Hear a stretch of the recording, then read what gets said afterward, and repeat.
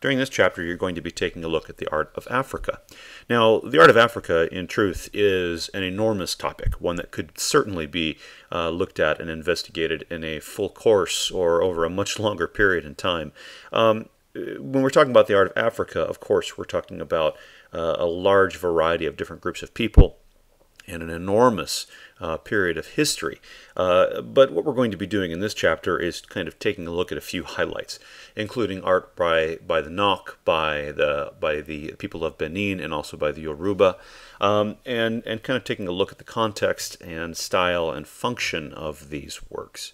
In particular, it's interesting to note how the aesthetic really differs from that of the Western aesthetic with many of these artworks, and also to take a look at how the influences of European settlers impact the aesthetic and the artwork that we see in Africa. So, as I'm sure you've noticed, in addition to your study of African art this chapter, you also have your second essay exam. Now, this essay exam gives you two choices. You can select to either discuss and analyze the art of Giotto, a famous Quattrocento or 14th century Italian artist, or take a look at the art of the Crusades.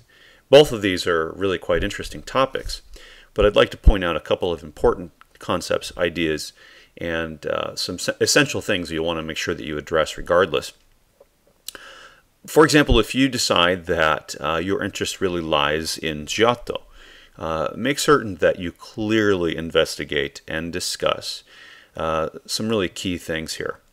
You'll want to take a close look and analyze and look carefully at how his work is similar to or different from the art of his contemporaries and also the art of the period immediately preceding the Quattrocento, the 14th century. Take a careful look at how Giotto addresses color, line, composition, and light. His use of these elements is also really quite essential to understanding how he is different than his contemporaries. Humanism is another key concept. Humanism really is a school of thought or education about the value, the potential of the individual, and this is something that we see manifested in his work, so you'll want to explore exactly how and where that occurs. Religious ideas and content are obviously something that are central to this discussion as well, so take a careful look. And with each of these different topics, it's also very important that you cite clear and specific examples to support your discussion.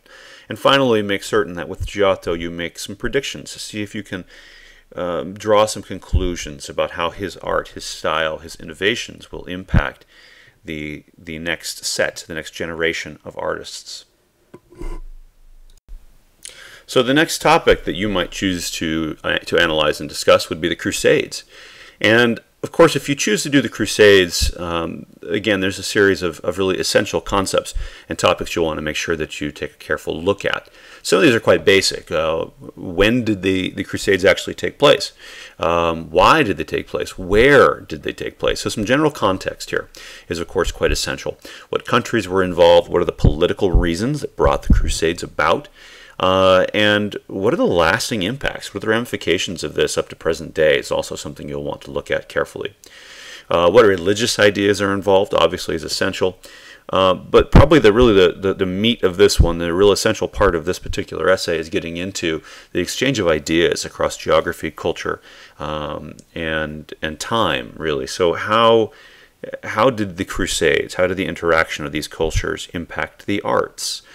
And how is this shown in media? How is it shown in architecture, in sculpture, in crafts?